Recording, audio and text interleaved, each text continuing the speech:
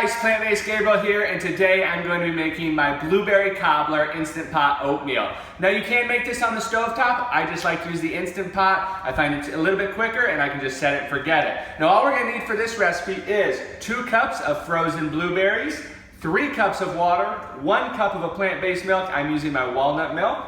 We've got 1 cup of steel-cut oats. Now these are the regular steel-cut oats, not the quick cooking steel-cut oats.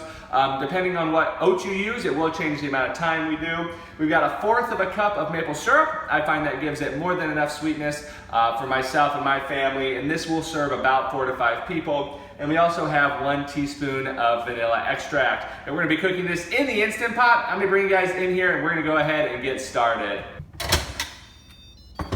To get started, all we're gonna need to do is load up our Instant Pot. So I'm gonna go in and add in the blueberries. We got our maple syrup, our vanilla extract, our plant-based milk. We got our steel-cut oats, and then we have our 3 cups of water. Now I always like to go ahead and give it a good stir. Make sure nothing sticks on the bottom there. That'll help us to prevent the unfortunate burn. That looks great.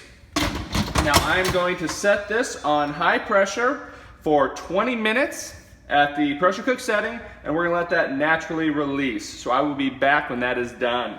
All right, our Instant Pot cooked for 20 minutes. We let it naturally release about 30 minutes, and we're gonna open it up and see how it looks.